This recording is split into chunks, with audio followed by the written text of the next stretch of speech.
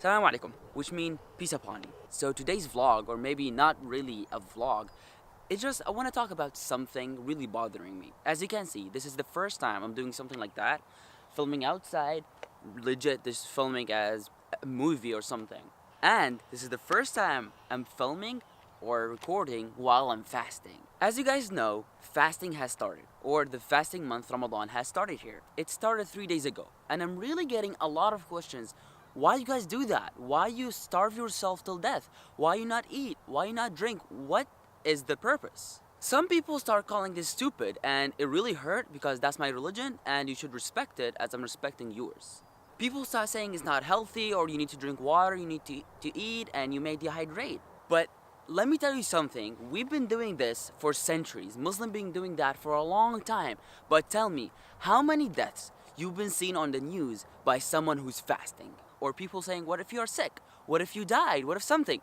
Tell it to calm down. I've been doing it personally for 13 years and nothing happened to me. Or if you were sick, if you were dehydrated, if you have some problems, that's another issue. Then you don't fast, you have other stuff to do. What I want to talk about, and I legit start writing about it, as you can see at page 2, 3, 4, just to really talk about it. But I won't be saying all of that. I will be saying it and summarizing all of that. Why I spent 2 days preparing that? Because I really want the people to know what is the purpose of Ramadan. Starting with a short story, a German soldier named Otto Buchinger came from World War I, and he has arthritis. For the people who doesn't know what arthritis is when you don't have any control over your joints. So you cannot move your arm, you cannot move your legs, you just legit sitting, you don't have any control over your body. So basically he became a handicap. He went to the doctors and the only thing they said is, there is no cure for that. And they only shook their head. One day, someone came up to him and said, Otto,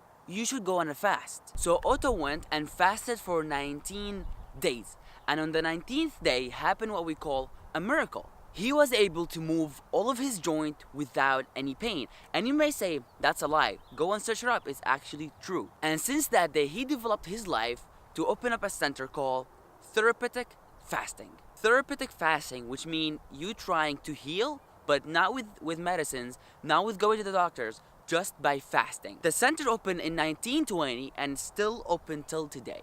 It's been running for more than 95 years. It went through generation. The grandfather who had the experiment with fasting, and then the father, and now the grandson who's holding it right now, and that's his picture. What the grandson said, after that day, he was never sick, and that's a bit impossible, but with fasting, that's actually true. What I'm gonna be talking about today is fasting, but from scientific point of view, not from religion. If I'm gonna tell you, yeah, our God said that, we have to fast, we have to do this, you may not really understand it or may not really believe it. But what I'm gonna tell you, this is what the God said, but in today's science, this is what they're saying right now. You may say, okay, it makes sense. They keep drinking there, but they cut off the food the whole day.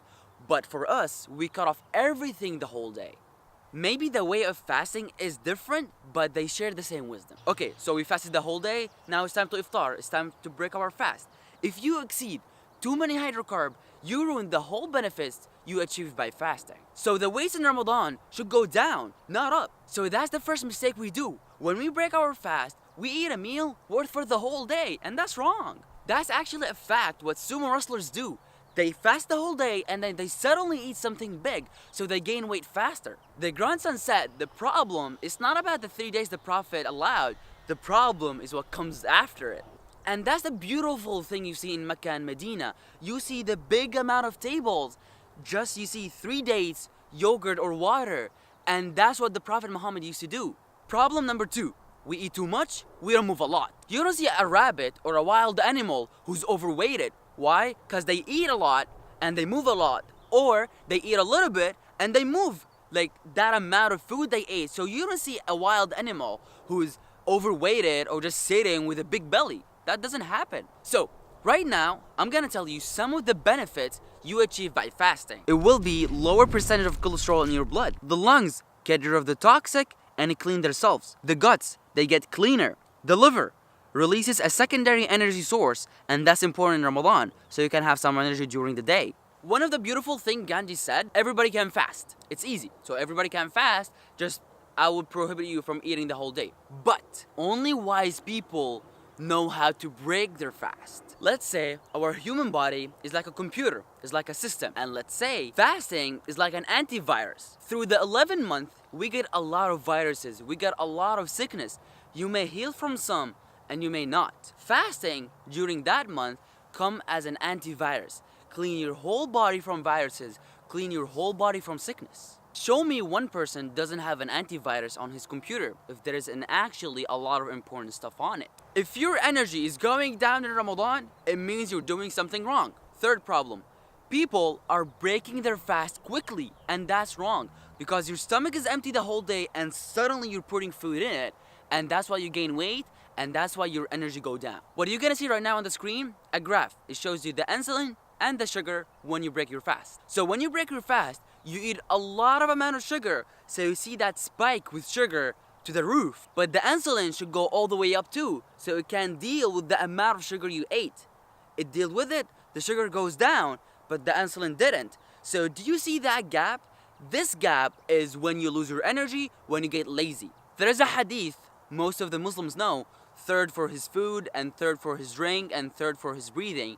But the problem is, we forgot the beginning of it. And now I'm gonna tell you the whole hadith so you can actually understand it. No man's fill a container worse than his stomach. A few nurses that keep his back upright and sufficient. If he must, that means if he doesn't have any choice that he needs actually to eat a lot, then a third for his food, a third for his drink, and a third for his breathing. An important notice, people asking, do you go to gym during Ramadan? Or do you do any kind of sport? So actually playing any kind of sport or going to the gym, it actually benefit your body. And there is right now some reports and scientific proof that this will help you actually, and not like let you go down or dehydrate or something will go wrong in your body. But the question is, when do I go to gym or play the sport? Before suhoor, after suhoor, before I break my fast, or after? Every single person should go and ask his doctor because all the bodies are different, so you should go and ask your doctor about this situation. Another thing, the first Muslim on the Prophet time,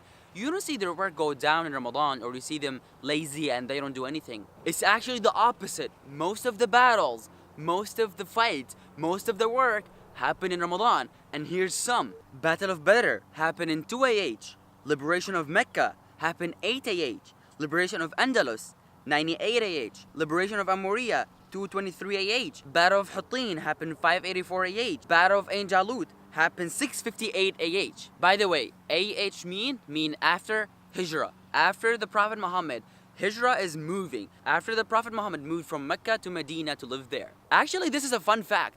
Everybody knows what the Great Depression is. A lot of stuff happened in America, hunger, no food, no water, and a lot of stuff are going down. It happened for approximately 15 years. What the government thought is those people are not eating, they're gonna die soon. But the opposite happened. The people who lived in the Great Depression, their ages went 6 years more than other people. Why? Because they were almost fasting or not a lot of food and water going in their system. How do you know you're fasting right or no? Ask yourself those couple of questions. Your energy, is it going up or down? Your health, is it getting better or worse? Absolutely, Allah or the God doesn't do anything for no reason. So this fasting have a reason, and what I just said, this whole episode was the reason for us to fast and the reward that the God will give us in the next life. So in the next life, you will be rewarded with paradise. But in this life, you have more energy, clearer mind, better health, clearer body, all of those stuff just from fasting. For the people who are more interested in fasting and knowing about more scientific stuff, I'll be suggesting 2 books. Number 1, About Fasting, A Royal Road to Healing. And by the way, this book has been written by the son of Otto Buchinger. The book number 2, and I was actually surprised, this book is actually one of the top book selling in the UK. The book called The Fast Diet. Eat for 5 days and fast for 2 days. And another fun fact, that's what we actually do. That's another fun fact. The Prophet Muhammad used to eat for 5 days and fast for 2 days, which is Monday and Thursday. And that's what some of the Muslims do because it's better for your health. And now the book nowadays is proving that's good for yourself. And the Prophet Muhammad did it long time ago. What's written under the book? Lose weight, stay healthy, and live longer. What do you want more? And back for the vlogging way. So I actually wanted to make this episode long time ago just to explain to people what is fasting, and I explained that this whole episode. This is how I was recording. This is the tripod, the notebook, I wrote in it everything, and my phone, because I need it. I hope you liked this episode. If you did, leave a thumbs up and share it. Please, this is the first time maybe I'm asking. I really want to let the people know what is fasting. I really want to let the people know what is the purpose of fasting. So please, if you like this episode, just share it to the people. Share it for the people who's asking, why do you fast? And if you're a Muslim, and if you're getting annoyed by that, share it to everybody. And as a side note, I was recording this whole episode while I'm fasting, and you didn't see me going down, you didn't see me lazy, you didn't see me less energized. I was maybe more energized than all of my vlogs. I'm sorry, maybe it was a bit long, but it was worth it. And if you liked it, again, like and share it, please. I want to let the people know what is fasting for us. Thank you so much for hanging out. Thanks a lot for watching. I'll see you guys in the next one. See ya.